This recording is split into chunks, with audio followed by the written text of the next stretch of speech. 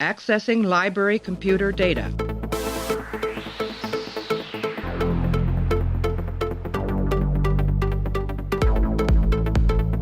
Out there are no saints. Just people. Hey everybody, welcome back to the show. Continuing our run-through of Deep Space Nine, Star Trek Deep Space Nine. We are up to Crossover. It is the 23rd episode of the second season. Aired on May 15th, 1994. Teleplay goes to Peter Allen Fields, one of my favorites, and Michael Piller. Story credit goes to Peter Allen Fields, directed by David Livingston. In this episode, an accident inside the wormhole sends Kira and Bashir into the mirror universe where Klingons, Cardassians, and Bajorans rule over their human slaves. Clay, welcome to Star Trek Discovery, the 23rd episode of the second season. We're going to talk all about the mirror universe and everything like that. So how are you? I'm good. You can't see, but I've cut my beard into a goatee exactly for this occasion. No goatees in this episode. Very, very sad about that. But apparently, the headband is the goatee of the future. Yeah, yep. It's helpful when you have a female character as your lead. It's tough to get the goatee across, which was a little bit, I guess, something they didn't think about in the 60s. I think they dropped the ball. They could have been very progressive and just given her a goatee. Yeah. I wouldn't disagree with that. Although it might ruin Nana Visitor's sex appeal in this episode, which is probably off the charts. Probably the sexiest portrayal of a mirror universe person that's ever been done on Star Trek. We'll get into that, all that, and more. So we're going to take a break, play an audio clip. Me and Clay are going to come back and break down Crossover. What's your designation? Bashir. Julian. Is that a joke? I don't know. Is it? No jokes. That's my rule of obedience number 14. Now, what's your designation? I don't have a designation. I don't have a designation, sir. Another rule of obedience. I don't have a designation, sir. I don't have a designation, sir. Now, why is that? I don't know. And frankly, I don't even know what I'm doing here. You're here to process ore. Have you ever done that before? No, I haven't. Have you ever worked in the mines? No. Then what have you done? I've been practicing medicine. Did you forget rule of obedience number 14? It's not a joke. I'm a doctor. Well, doctor, don't forget to scrub before you operate. Okay, so it's not just an ankle-breaking move in basketball. Crossover is actually an episode of Deep Space Nine where they go into the mirror universe. And Clay, this becomes a semi-annual thing for Deep Space Nine. I won't say more than that. Maybe I will later on. But they do sort of somewhat regularly return to the mirror universe. And it's funny because after TNG stayed totally away from the mirror universe, which is a little surprising now that I look back on it and think about that. But they didn't do it. They didn't want to do it. And so now Deep Space Nine has come along and with a little bit more free reign from a production standpoint, because Voyager is starting to get ready to air, and that was going to be the flagship. They're starting to breach into these Star Trek sci-fi traditional concepts that hadn't been touched on in a while. So, Crossover. Where do you want to start with this one? Well, first, I think if you're talking about Kira's sex appeal, you have to make sure that you say either Kira or her whole name, because you're going to be on recording saying how sexy Nana was. Oh, sure. And with the way that audio editing is going into the future, I'm going to live to regret this when I run for president. Oh, yeah. Yeah. Yes. Yeah. No, I enjoyed this. Where to start with this one? Do we want to start with Discovery? Do we just want to start with DS9? Yeah, let's start with Discovery briefly. So, okay. Well, do you have a my point about approaching this with Discovery is just that this episode sort of explains and highlights why Discovery's mirror universe stuff didn't work. If you're not familiar with Discovery's mirror universe, you might not want to listen to this episode, but you can go check that out. A huge problem with Discovery was how it handled the mirror universe. And I think that this episode does a better job on two fronts. It, A, embraces the sort of campiness of the mirror universe in a way that's fun to watch. And B, it also fits in and answers a question in the franchise and in all of the Star Trek series about what Kirk did to the mirror universe when he went there in TOS. And it's really kind of clever. And on some level, this is a Prime Directive episode on some level. And Discovery didn't do any of that. Discovery didn't give you time, or it made up characters that you would have no relation or understanding of why the mirror universe characters work like that. And DS9 changed what the TOS mirror universe was at this point. The evolution of the mirror universe into DS9 is that where TOS's mirror universe was, they were just the barbarians to the beautiful sort of perfection of humanity at that point of Star Trek, or at least the nobility and like grandeur that Kirk and Starfleet stood for, where they're always going to do the right thing, and it's all about that. The mirror universe in TOS was just basically a barbarian version of that, like they were the opposite of it, a mirror reflection. DS9 stuff, being a more character-based show, is everyone in the DS9 mirror universe is just a variation or bringing to the forefront of a bad personal trait that the characters have in themselves in the regular universe. Yeah. The number one thing to call out as so if this had been an episode of Discovery, we would have seen evil Kira. Yep.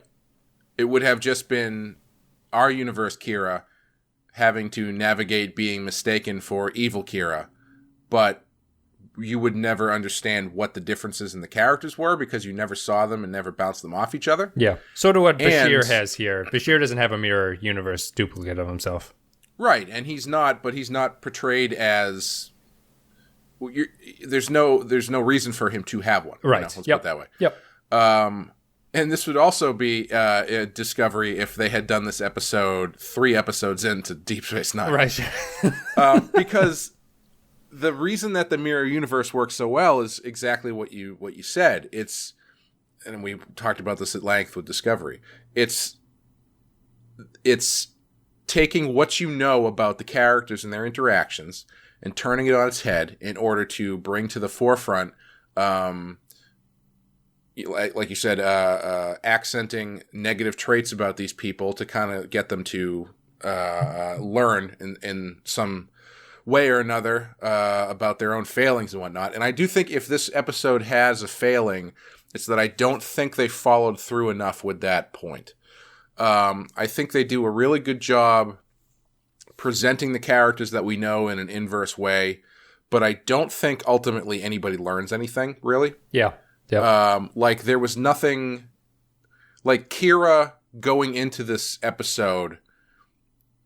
So I guess this would be a good way to say it. So I was surprised, given what you were seeing from Kira in this episode, that the first the cold open before they go into the mirror episode didn't have her involved in some sort of discussion about power or something. You know, like there was no the thematic thread didn't seem to be hooked onto anything, and so therefore when they get back, even when they get back, it's just if they don't have a moment where they kind of like take in everything that just happened, it's just sort of like, hey, we're back.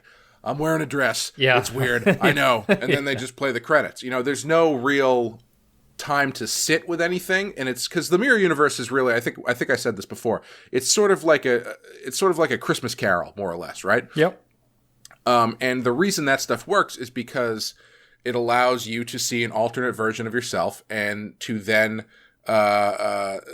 sort of be a metaphor for whatever it is the character's dealing with in that episode. And they don't do that. They do the fun stuff, and I think the fun stuff is good, but they don't ground it in a way that I found very satisfying. Like they try to do a little bit with the Terran stuff at the end with O'Brien, but even there's nothing up to that point from Kira's point of view or even Bashir's point of view that would really make that speech from O'Brien land with them, other than the fact that they just think that it's bad.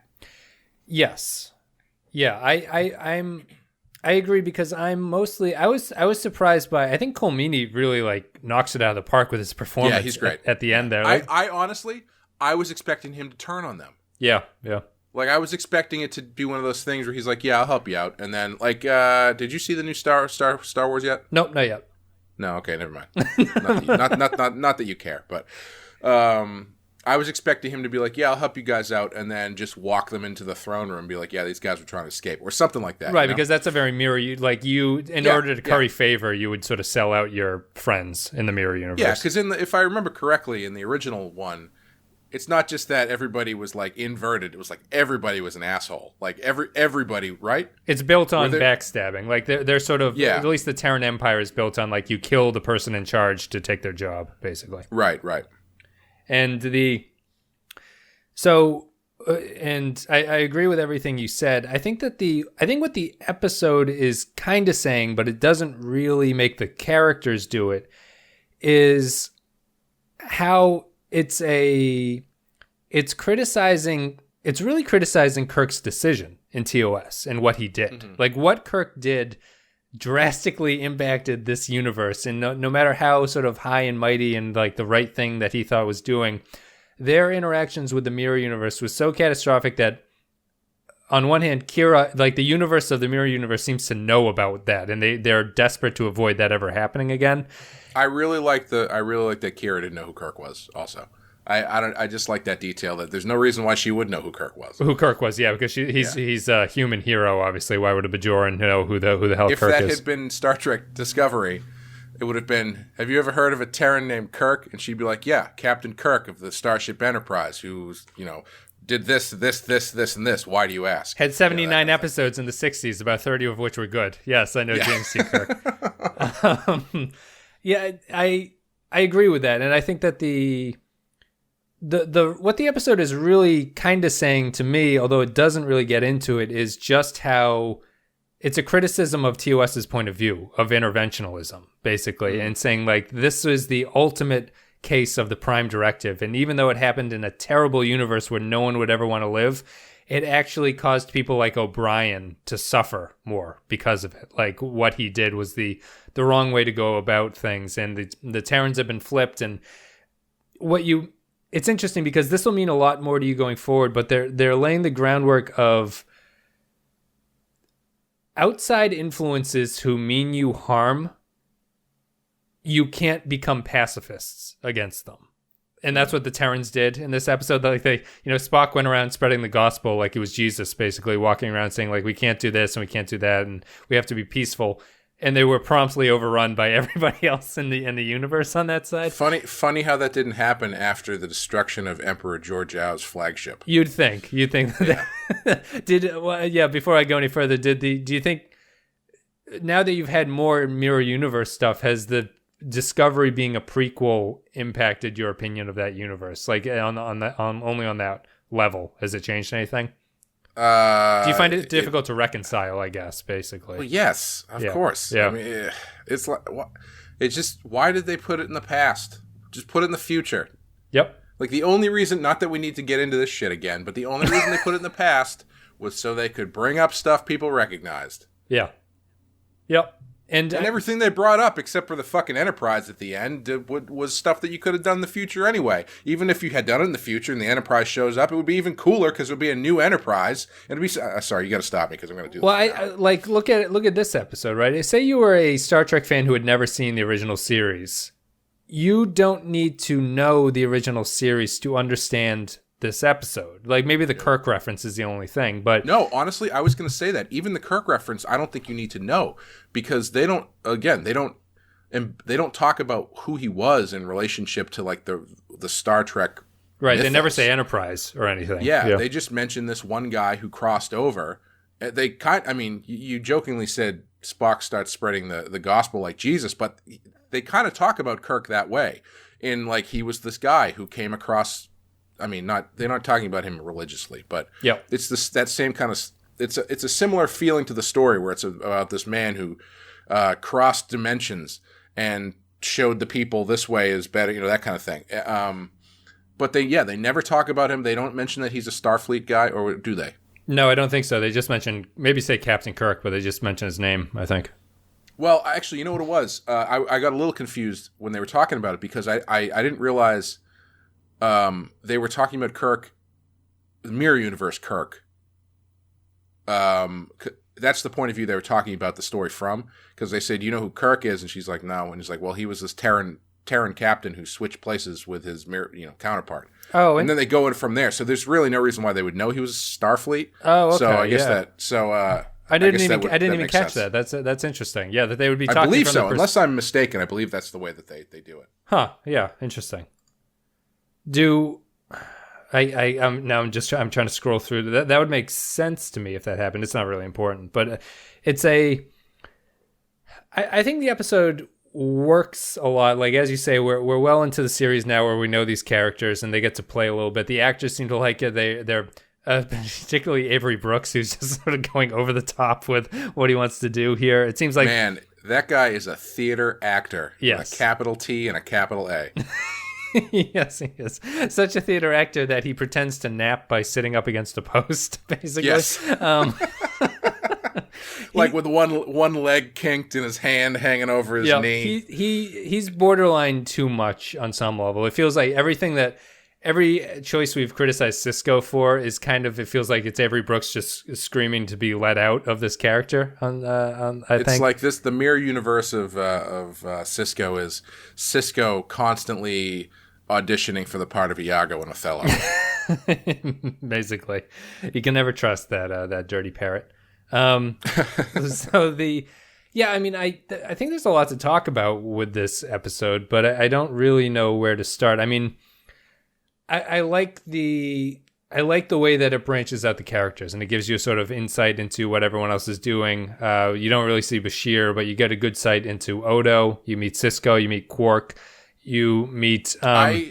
My biggest disappointment was I was really hoping that Mirror Universe Quark would be exactly the same as Prime Universe Quark, because I thought that would be kind of funny. Yeah, he's the flip. The one that's mostly the same as O'Brien, I think, right? He's the Spock character who is kind of the same person in both universes. And I will say, for all of the edgy gore that Discovery tried to inject into their show, none of it comes close to the awesomeness of Odo fucking exploding. That's the best thing I've ever seen in any episode of Star Trek, is Odo exploding like scanners. Yeah, he's and Renee Auberjonois is another one who's really relishing this chance to play the role differently. In a push of their worst character instincts, Odo just basically becomes the security chief that's allowed to do whatever he wants to do in this universe. He slaps Bashir around quite a bit. And then one day he'll become the president's pick for the head of the CIA. That's right. He is. He'll work his way up the political ladder. He's Odo has, I think he calls it rules of order or something, rules of obedience. Which is a play off of Quark's rules of acquisition. What did you think about Quark becoming the most heroic person on the station? I liked it, especially because he gets executed. Yeah, they kill him. Yeah, he doesn't come out of it. I like that they made him a good person, but not necessarily. That didn't make him safe. Yeah. Because I think just turning him into like a hero would have been, too much. Well, it's funny. I was just saying he was believably good. Like he was a good guy. He was basically Oscar Schindler. Yeah. Where he was a good guy, but he was still playing both sides, and he was still sneaky, but he was just sneaky good instead of sneaky bad.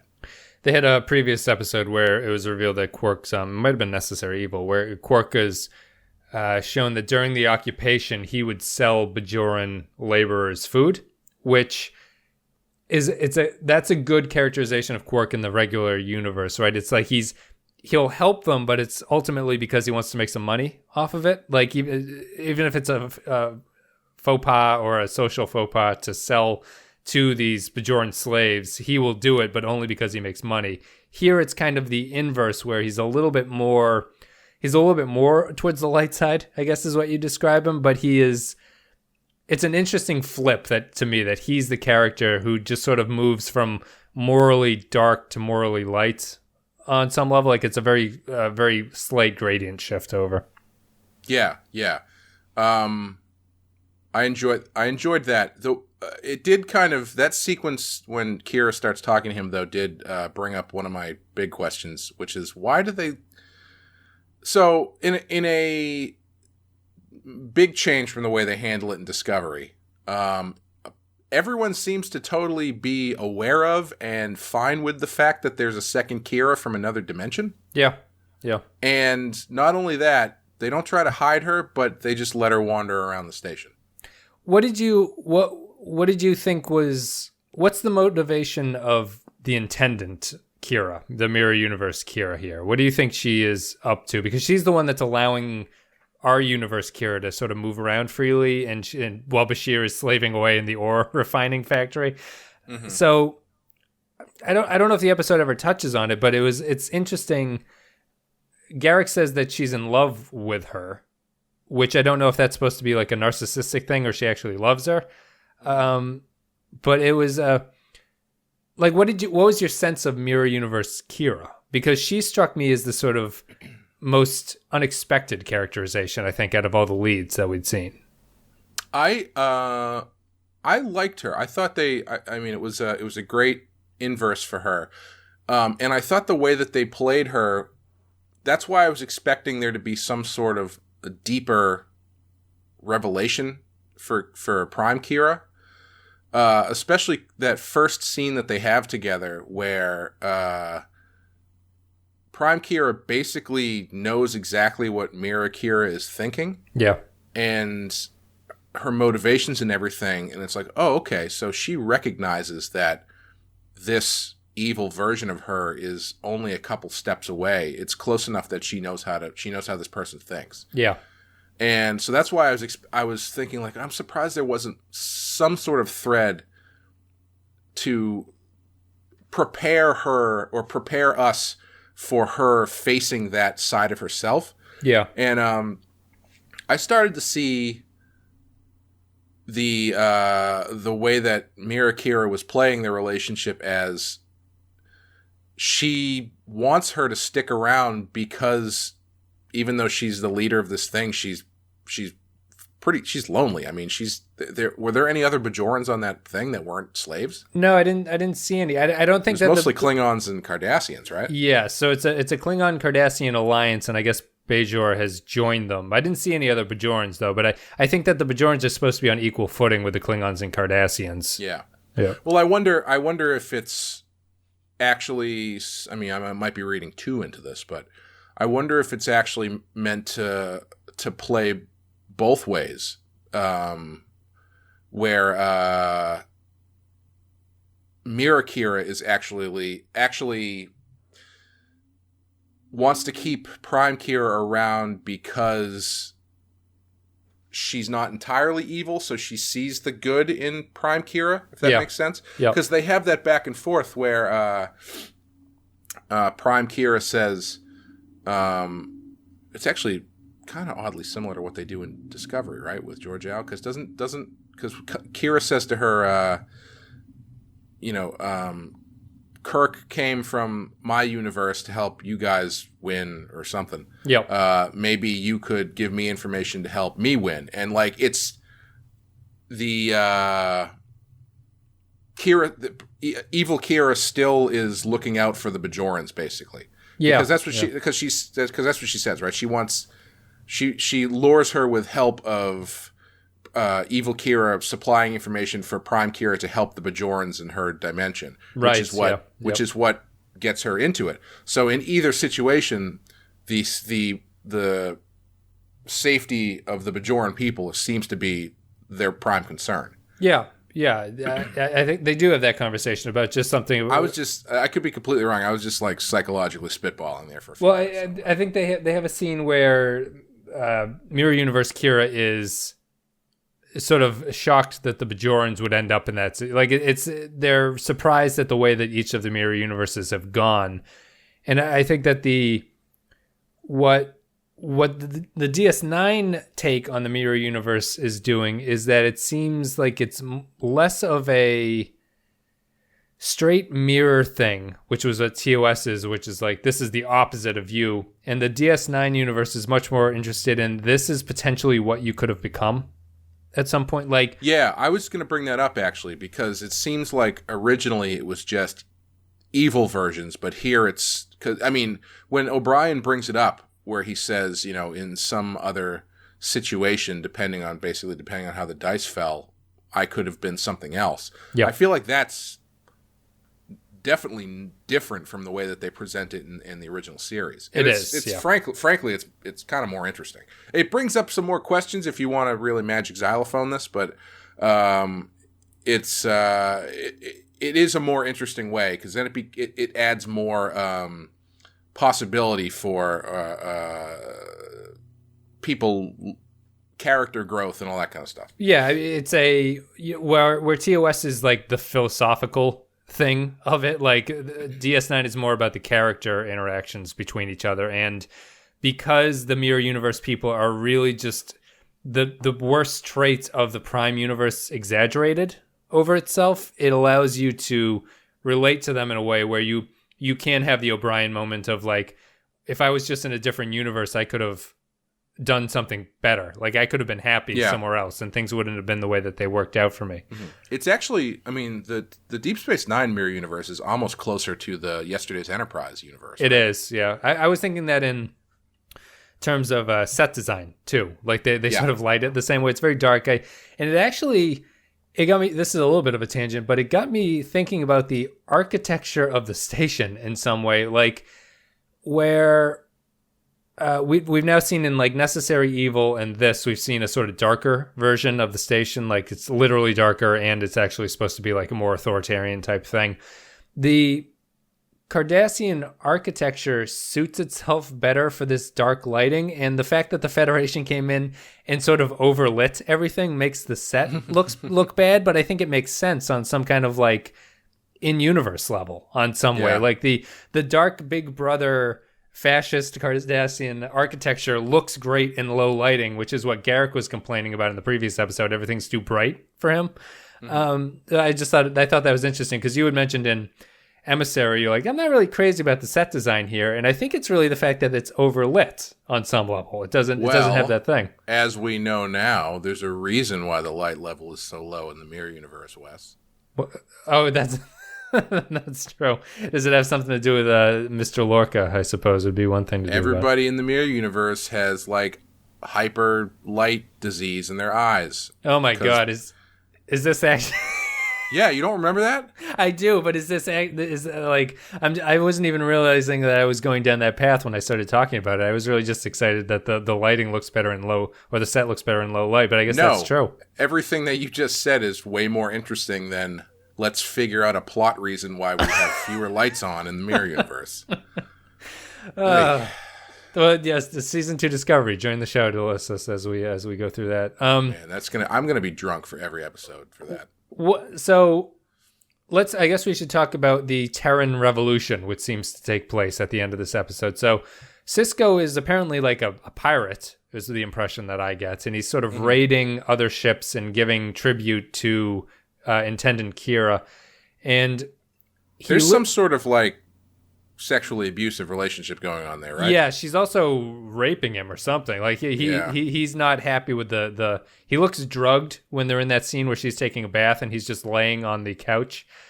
I have to say I did like, with that stuff in mind, I did like the way they played his interaction with Prime Kira, because he gets all up in her stuff in a way that, like, you could see him being like, oh, finally I can take out all of what the shit you've been doing to me for years on this, other version. New version. Yeah, sure. Yeah. I thought that was kind of interesting. Yeah, he does the, and he interacts with each of them very similar. He touches both of their faces throughout this. Mm-hmm. Like, that seems to be something it seems to be a choice that Avery Brooks is making at that point. But yeah, and he's nothing if not a man who makes choices. No, he's a man of choices. So the Terran Revolution is, if anything, maybe I kind of agree with you that the episode lacks a little bit of meat and potatoes in terms of like what the story is that they're actually trying to say, and it comes across more like it's just, wouldn't it be neat to go to the mirror universe? Yes. Which, if you think that's a problem here, you are not going to like the future episodes where they go to the mirror universe, because it is diminishing returns the more that they actually go back there. I mean, it's not that I didn't like it. It was fine. I just, it's just I think it was, they could have done a little bit more with it, is the only thing. Yes, I would agree. And it leaves me a little wanting. Like, I think if you would plan this to be the only expedition into the mirror universe, I think the sort of campy theatrics of it covers up that trip. You don't need any more. But the way that they leave in particular really strikes me as kind of awkward. Like, it's basically just big time. Like a handful of Terrans with guns and knives managed to basically storm out of what's basically like a base, like a military base, and escape. And O'Brien's like, well, gee whiz, golly willikers, now things are looking up over here, so I think I'm going to stay. And that clears up, well, why wouldn't they bring O'Brien back? That'll be a mess when he gets brought back. But I don't know, I thought the end felt rushed in a way that if the story was about something, it would have come off as much worse. But because it's just the theatrical campiness of the mirror universe, I'm kind of like, well, whatever, swashbuckling pirates saved them and they managed to get home. This is our new engineering person, Thomas O'Brien. Yeah, that's right. I wonder if Miles O'Brien has an actual middle name. I don't know. We learned Bashir's middle name was something like Sobakan or something like that in the previous episode. Oh, yeah, that's right. Yeah. It's funny, and I know this is probably how, when you say this in the writer's room, you end up with a 4-episode arc that all takes place in the mirror universe and gets nothing done. But I kind of thought they could have stretched this out to 2 episodes. Just because it was so far into it, and I was like, what the hell what's going on here? Like, what's the point of this? It's like the only point was, hey, isn't the mirror universe fun? And how do we get home? Yep. And so I was thinking, like, well, I mean, if you had another episode here, you could do something maybe a little bit more elaborate, or have them sit with it for a little bit long. Because I think that's what it was. I think I was waiting for Kira to have more introspection. Yep. Because of what she was seeing. But it was always just basically, how do we get back? So I kept thinking, like, well, I mean, if they stretch this to 2, I mean, she could really have time to sit with it and consider things and whatnot. But they clearly didn't do that. Somewhat interestingly, they don't really ever talk about the mirror universe going into the Prime universe, which maybe that's just Discovery speaking now to me, and I feel like all the mirror universe people are trying to get into the Prime universe at some point. O'Brien wants to get there, but it's for wholehearted good reasons on some level. I think that the campiness of it is good, and it's fun, and it lets the show look differently and everything like that. But I do feel that Kira would need a conflict going on in the middle of the episode that would really be the turn about what the action was, and they don't really get that. It just kind of glides into its finish, and then they wrap things up, and no one ever speaks of it again. I was just thinking, based off what you just said about switching the mirror people going to the Prime universe, do you think the people who wrote for Discovery hadn't watched any of these? Because the way that they handle the mirror universe and getting there and stuff like that in Discovery seems like they watched the TOS episode and said, oh, so you can't go into the mirror universe without your mirror counterpart coming to the Prime universe. Right.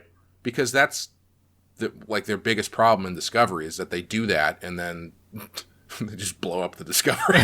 Yeah, right. But they work in this assumption that you can't coexist in the mirror universe with your counterpart. Yep. And that's while not explicitly, while not explicitly how it works clearly in the TOS one, that is what happens, right? Yes. Because my understanding was that they switched in the mirror universe because they were doing the exact same thing in the TOS. Yes, yeah. So because they're doing the same thing, there's a switch, but the other series seem to they aren't like parallel running universes. They just have the same people in them, and they're not doing the same thing, which is what Discovery and DS9 have to say. Yeah, it's the very TOS-y sci-fi.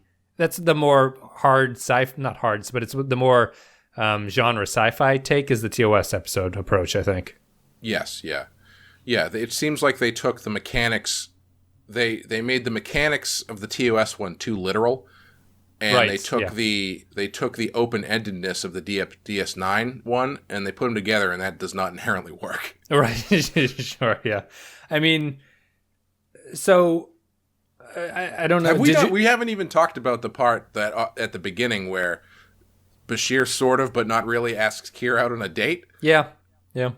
That was just such a... I mean, it was a nice little bit of back and forth, but it's like, it was just such a weird time killer. I take that to be you said that you didn't think it was thematically tied in. I think it was only thematically tied in because it's such a lighthearted, goofy opening that it sort of shocks you when the mirror universe comes up. You know, it's like that's fair. It's a big schism between those two. I don't think they do a good job of relating it, but I mean, otherwise, the only other thing that you could get out of it is that Bashir and Kira aren't particularly well suited to work together. But once they get into the mirror universe, that kind of fades away. So it doesn't really matter in the long run. Yeah. And I mean, you know, but even there, it's not like they spend enough time together in the mirror universe to really kind of break down those walls, right. You know? he's getting worked to death in the labor camps also, and stuff. So there are mines inside Deep Space Nine? No, they mine what's on Bajor and then they beam it up to the station where they process it. Oh, okay. That's kind of weird because the freedom with which they were moving back and forth from the mines and everything else made it seem like the mine was on the station. Otherwise, she's got to go down to the station, and then after they have their revolt, they have to get back up to the station without getting caught. Right. But if it's on the station, I'm like, how is there a mine, like a dusty coal mine? Yeah, my understanding is that they mine the planet, and then the station is just the refinery place where they sort of smelt it or whatever they do with the materials. Is there any character we haven't really touched on here? I don't think so. O'Brien, Bashir... I liked that their insignia was kind of cool. The Cardassian and Klingon thing. Yeah. But then when it came to the Terrans, they just I just put an Earth on them. Yeah. And Kira still wears a Bajoran symbol, interestingly, on her dress and things like that. She wears the earring too. Yep, still has the earring with a headband and that stuff. Yeah, before we wrap this one up, it felt like you were kind of saying the same thing too. I kind of feel this one's similar to The Wire in the sense that the story is a little bit lacking on some level, and I don't know if they had planned to continue going forward with the Mirror Universe and they wanted to revisit it or something, but I kind of feel that both of the episodes are more about world building than the standalone episode nature of the show itself. And I wonder if the show is struggling with that at this point, if it's not sure how you really balance those two together well. Mm-hmm. Like you can have a great world building episode, but on its own standalone nature, it's not particularly a really great story because nothing really happens. I feel both of those things are similar with The Wire and Crossover, which we just watched. Yeah, I would agree with that. Yeah, although it's tough because can you call a Mirror Universe episode really world building? Because it's not really expanding your world, really. That's true. Maybe it is, character development, I guess, in terms of that. Yeah. I did like, I did like seeing Garrick there. Oh, sure. You get a sense of Garrick of you get a sense of, since we discussed in The Wire, what Garrick would have been like in the Cardassian military, I think. Yeah. Yeah. So it was nice. It was nice to see him back to back like that to give you a little bit more, it was a good contrast to... sorry, but you know who that was actually originally supposed to be? He was only plugged in afterwards. Dukat? Worf. No shit. Yeah, he was going to be the sort of aggressive Klingon commander of the station. Oh, that would have been cool. And then so Garrick was supposed to be the other Klingon who gets named in this episode occasionally. Garrick was going to be him. Worf, Michael Dorn couldn't do it because they were filming Generations, so they bumped Garrick into that spot. I think the fan service thing would have been neat for Worf, but I think it works better as a Garrick placement. I think so too. Yeah. And I mean, they do Mirror Universe Worf later, right? Yes, they do. Yes. So he'll have a chance to visit the Mirror Universe and stuff like that. So we'll get a chance to visit with that. Yeah, I think that's it. We'll go to final thoughts. We've been talking about this one for a while, and then we'll listen to some patron thoughts. We will play an audio clip right now, and we'll come back and we'll wrap it up. Tinkerer and putterer and fixer of broken things. You've been the perfect Theta for years. Could possibly have gotten into you. What were you thinking? Do you want an answer, Intendant? Yes. This man is a doctor where he comes from. And there's an O'Brien there, just like me. Except he's some kind of high-up chief of operations. They're Terrans. Can you believe that? Maybe it's a fairy tale he made up, but it started me thinking how each of us might have turned out if history had been just a little different. I wanted him to take me with him. Because whatever it's like where he's from, it's got to be better than this. There's got to be something better than this. Okay, so patreon.com/the Pensky File. If you support the podcast there, you give a couple dollars a month, or you give $1 even, you're able to comment on upcoming episodes and they get read on the podcast. So go to patreon.com/the Pensky File if you want to support the show and you want your opinion heard. Crossover. Stephen Cobb. I felt like the actors have fun playing different versions of themselves. It makes it fun for me to watch. Great banter with Bashir and Kira on the cold open. I feel like Avery Brooks makes really weird choices in how he portrays his mirror duplicate. I have to echo the prior comments about him not really playing happy or excited very well. That's always been my opinion about Avery Brooks. Him playing happy is awkward. It does not come across well. Comes across. Do you think he's? It's a very Broadway kind of happy, where it's like you can't show how happy you are unless you like are halfway into a dance step when you move. Yeah. That's a lot of dance steps. How would you think Avery Brooks would describe his character in this? Like, if he were to give a one sentence sort of log line about what this character is about, what do you think he would say? In this episode? In the Mirror Universe version of Cisco. Would Brooks say that this character is insane? No. I don't think he would say he's insane. I think he would say that he's conflicted. Because he's a pirate, but the only reason he is a pirate is because he is, him being a pirate and being under the thumb of Kira is his way of helping the small band of Terrans that fly with him to rise up from basically the mines, essentially. So I think he would zero in on that as to talk about as far as his motivation. Yeah. They don't do it at this point. They do flesh out that character going forward, and he is just how we were talking about. All the characters are a sort of exaggerated version of the worst traits of the other characters. Cisco gets fleshed out a little bit more there, where it makes sense. They add some details to it. Yeah, because he feels like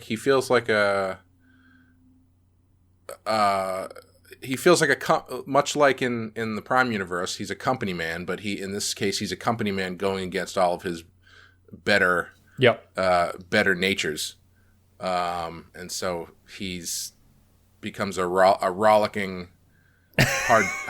rollicking. Yeah, he's a swashbuckling, hard-drinking, good old boy in order to cover up his failings. You know, to get serious and not joke. No jokes from here on out. There is no mirror. There's no Mirror Universe Jake. That's I would say that. So that's kind of a way that they work things out between it. Joint Mango.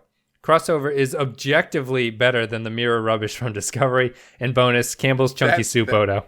that's a case in which I would be okay with objective usage. Eric McGowan says, crossover, the most enjoyable Mirror Universe episode of DS9 by a long shot for me. More entertaining than it has any right to be. You can tell the actors in the show are just having fun. Let's see here. Eric Johnson. Crossover is a good episode, but tainted in retrospect by what came later. Before this, TOS had a single episode named Mirror Mirror. This is really what turned the Mirror Universe into a thing. I like seeing that a happy TOS ending has consequences centuries later, and I liked Intendant Kira, for now. Unfortunately, DS9 would go to this well too many times, and Intendant Kira becomes so flanderized that I'll put her up there with Loxana Troy, the Nagus, and Moogie as a character. I just nope out whenever I know that she's involved. Oh, that's too bad. Yeah, well, we'll have Mirror Universe episodes to talk about that in the future. No, I thought she was great. I really enjoyed her. She's fun. Yeah. We sort of talked about it. It's just you can imagine the camp going too far, I think, in the Mirror. Oh, yeah. Like that's why you can't spend too much time there, because it doesn't make a lot of sense the longer that you spend there, as we were saying in Discovery. Very, very serious. Very. That they should have just continued the Batman thing. Someone, after Garrick's The Killing Joke, why or nothing is real, everything is a lie. They should have just had why so serious as the line for this one. Matthew Ross, crossover. Is this that moment? Is this when the non-visitor said, oh yeah, Siddig is this for me? I think that's a little bit of an inside. I guess they dated, apparently, in real life. Who did? Kira and Bashir. Oh, no kidding. Yeah, I think they dated during the running of the show. Maybe it was the sweaty or makeup. Anyway, an enjoyable fan service connection to TOS and something TNG avoided. The callbacks were a nice touch. The karate uniforms of the humans with the Earth on it, calling it the cage, and also noting the crossover of Kirk and Spock transformation. But some questions. Why would Kirk really be remembered? I think you answered that, Clay. If that's actually... I think you're right, that they remember the Mirror Universe Kirk. I would now think that the more peaceful Spock can erase him from the universe. And what did Spock do? Put some Xanax in the water to chill out the humans to the point of collapse? Listen to Edith Keeler's speeches ad nauseum? I also take issue with the fact that the Klingons, Bajorans et al. Are belligerent on the Mirror Universe as they are in the Prime. Shouldn't they be nicer and more unified? What do you think about that? That was something we brought up in Discovery. How do you think that the races that are typically warlike are portrayed as warlike in the DS9 Mirror Universe? Well, I think they cover that by what we were talking about before, where it's not it's not the inverse anymore. It's just sort of like the alternate timeline. Yep. Yeah. So I think that stuff flies a lot easier when you've got a little bit more leeway like that. Because I guess it would be fun, to see like some really passive Cardassians or something. But yep.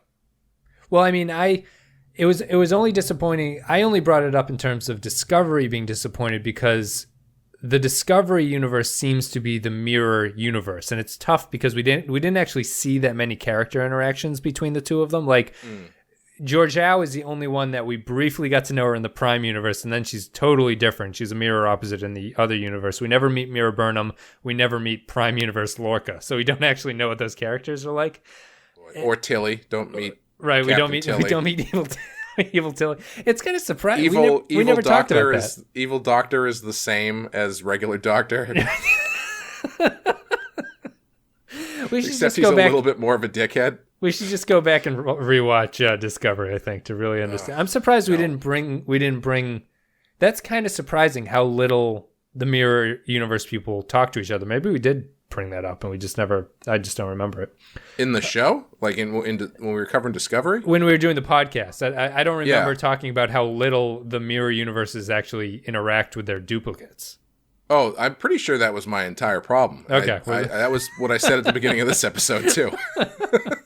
Because it's a matter of you can't do the mirror unless you see the reflection, right? Yes. Okay, sure. Yes, we did talk about that. You're right. Yeah, absolutely. I was thinking more in a nuts and bolts of how little they actually talk to each other, I guess, which is the same kind of point. Cisco. So to response to Matt's comment, I don't have a problem with DS9 does enough to justify why this universe is like this, where I don't notice that as a problem. Yeah. Cisco remains truer to the mirror side, although his monotone deliveries needed some more snide whiplashery. It's good to see the security on Mirror DS9 is just as appalling as they're on Prime DS9. Sure, let the Prime people walk all over the place and talk to whoever. Why not? From the Klingon Tuffy watching Kira to Odo, they all they do is watch each other. Hell, she's conspiring in front of him. It's cool watching Odo explode, however. That was so good. It looked like they put some effort into that too. Like, it didn't look like it was straight like a CGI blob. It looks like they actually did some like optical, like they actually filmed some sort of explosion and then put it on. It looked good. Like one of those ballistic dummies or something. Yeah, It's like a jelly that just explodes. It was probably the most interesting Odo transformation shot. Like, it's sort of a transformation because he just blows up into piles of goo. Yeah, which I guess that's evidence that the changelings couldn't be like a T-1000. I guess they can't just reform. Yeah, because Odo doesn't reform. So I guess it is possible to kill Odo by separating him into chunks. Crossover, Cal Barrett. The updated continuity does make it a little strange to hear characters call the events of Mirror Mirror the first crossover, but I guess knowledge of the Enterprise and Discovery crossovers were lost when the Terran Empire collapsed, and only the Kirk crossover is known because that is the only one that had major repercussions. That's my own headcanon. Yeah, don't you remember how in the show they talk about how they hide the fucking evidence that it ever happened? They just, in Discovery, instead of placing it in the future where you wouldn't have to do this shit, you got to jam it into a timeline that's already been established and make sure everyone's like, oh, well, make sure we destroy all the evidence of this so no one knows it ever happened. Although the feedback here would be, as you were saying in this episode, it's based on Mirror Universe knowledge. So the people in the Mirror Universe aren't operating under this Non-Disclosure Act, right? In Discovery. Right, that's true. Yeah. So they should be blathering on about it, I suppose, in the Mirror Universe. But to hell with. Well, no, they can't. No, they can't because anybody that knew about it got blown up. I guess so. Right? Because the only interactions in the Mirror Universe happen on the Emperor's ship. The Emperor's ship gets blown up. Everybody on the ship dies. And the Discovery that got zapped from the Mirror Universe to the Prime Universe also gets blown up off screen. Okay. So anybody who was involved in that initial thing from the Mirror Universe side is dead, so you wouldn't have to hide it. And it's earlier, so we'll say that they, in TOS, the Enterprise wasn't always talking with people. It was always kind of a big event when the original Enterprise would talk to somebody else, like from a long distance away. So maybe we'll assume that because that's a prequel to TOS, they're even more technologically disadvantaged.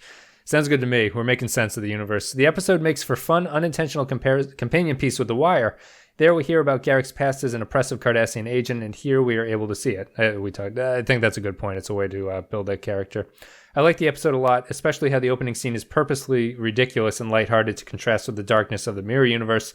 But I can't help feeling it'd be better as a two-parter. Wow, Kyle, you're just kind of hitting all our points here. It would allow Sisko changing sides and committing to a rebellion to be less rushed and explore the universe more in the first DS9 crossover. And the first DS9 crossover might have made the writers less inclined to... Sorry, fuck that sentence up. Exploring the universe more in this first DS9 crossover might have made the writers less inclined to go back as often as they did. Cool. Guys, thank you very much for your feedback. Much appreciated. As always, you can go to patreon.com/thepensky if you want to comment on upcoming episodes. Clay, you can go first. I did the first Wire. So what are you going to give this one? Did you like this one more or less than The Wire? Sounds like you liked it more. Not that it changes your rating, but just on like a watchable... discussable episode.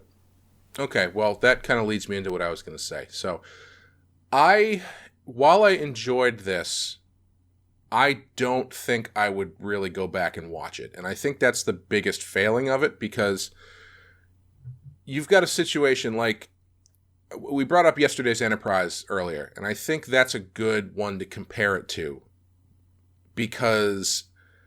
Yesterday's Enterprise, you can constantly go back and watch it and get a lot of, story, character, whatever, enjoyment out of it. It's a pretty fully formed story. Yeah. And here, it's just surface level, Like, yesterday's Enterprise works because you're in the different timeline, but the timeline itself has a stakes and stakes a problem that needs to be solved. In this episode, the Mirror Universe doesn't really have any stakes that are going to be that affect anybody other than Kira and Bashir. And I guess you could say that at the end there's a little mini uprising or whatever, but there's no conflict. There's really no conflict in this episode, really, if you think about it. It's just sort of them dicking around in the Mirror Universe. Just a sense of general unease, basically, as they wait to figure out a way to get home. And I don't think that makes it memorable enough of an episode where I would go back and pick this one out as one to watch. I think it's close. I think Kira is great. I mean, Mira Kira is great. All of the other guys are great, but it's missing the meat. That's really would make this one like an all-timer, or like one of those really special, outside the box episodes that you're really going to come back and watch. Whereas The Wire, I think, probably improves if you go back and watch it again.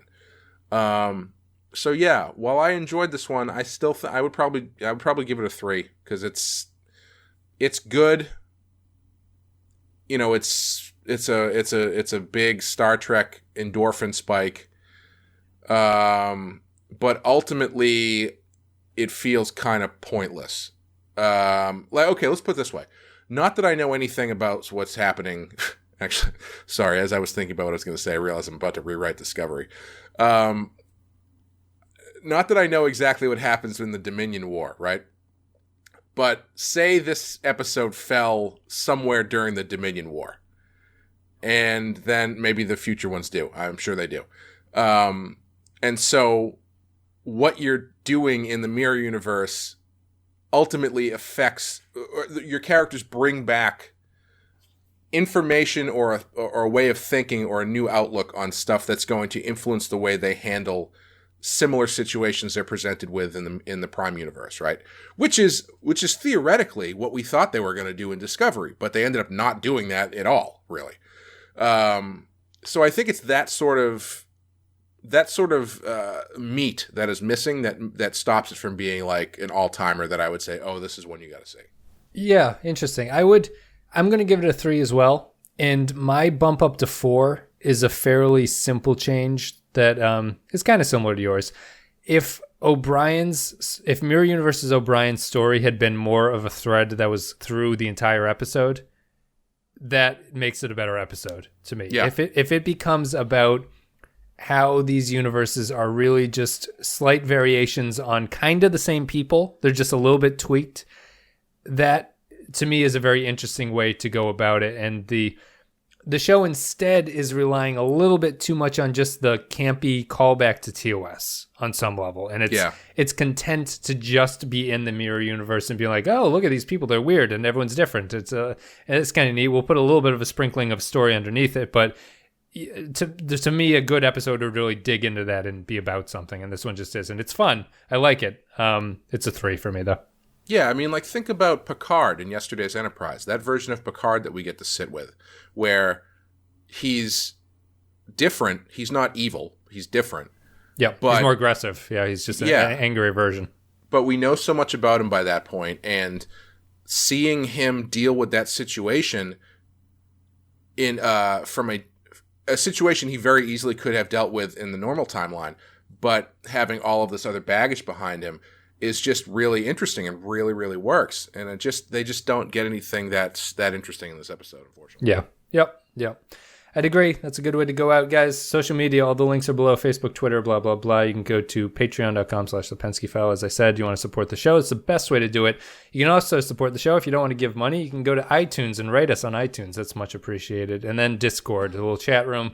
You want to go to Discord, you want to talk to people, you want to talk about the shows, go to discordapp.com. Download that. It's kind of like Skype, and you can talk to each other in text-based chat rooms and stuff like that. It's good times. Clay, that's about it. You are going to be back for the Jem'Hadar, which is the season 2 finale. Is this a Dune thing? Well, it sounds like a Dune thing. It sounds like a... That's actually... I wonder for a moment there if you had somehow hacked the Patreon, because that is a comment that actually comes up about the Jem'Hadar. Oh, really? Yeah, so we'll see. But yeah, you'll be back for season 2 finale, and until then, we have a whole bunch of other episodes coming up. Does the season end with Dax saying, "I am the Kwisatz Haderach," and then it just rains or something? I just blocked out my ears, and I was saying la la la la la. I didn't want to hear any. I think it would be saying Dune quotes to me like being a lineup of criminals that I'd never seen or something, and then like if I was out drunk and I was like blackout drunk and you asked me to identify who the man was that mugged me, I would not be able to identify a single Dune name to what it actually means, I don't think. But anyway, enough bad-mouthing Dune. Do I have anything else here to say? No, non sequitur. Do you have one? I only planned for one, so I don't really have anything interesting to talk about. No, I think I covered them all in the last episode, unfortunately. Anyway, guys, leave comments about the wrapping up of season 2. Clay, you've only seen a couple. It's generally considered that the last couple episodes of season 2 are elevated. You've watched 2 of them, which is The Wire and Crossover. I don't know if I get a sense that this is like the late run of season 6 of TNG or anything, but I've noticed a difference in the show. I don't know if you have. Yeah, they're definitely we talked about it the last one I was on before The Wire. They're definitely changing their focus. It definitely feels different. They're better for it too. I think they're figuring out what kind of show they have and what kind of stories they want to tell, and they're doing a pretty good job. Yeah, it's the change has been kind of abrupt. Interestingly to me, like it just happened one episode. They're like, no more of those older stories that we're doing. We're going to do new stuff here. We'll see how it goes moving forward. But anyway, do all of the future Mirror Universe episodes feature Kira in more revealing outfits? That's a safe bet to make, I would think. Okay, I was going to say, because that seems like something that they would do on a show like this, where it's like, well, every time we go back, we have to put her in another Cleavy dress. It makes it all worth going back for, though, in my opinion. Anyway, I think that's it. Guys, thank you very much for listening. Much appreciated. Clay, thanks for coming on. Yeah, thanks for having me. And that's it. We'll be back with, what is the episode directly after this? It's either Collaborator or Tribunal. Let me just check to make sure this is accurate when I'm saying Collaborator. All right, so Collaborator, Tribunal, and then Jem'Hadar, I think. Anyway, guys, thank you very much for listening. I will see you next time.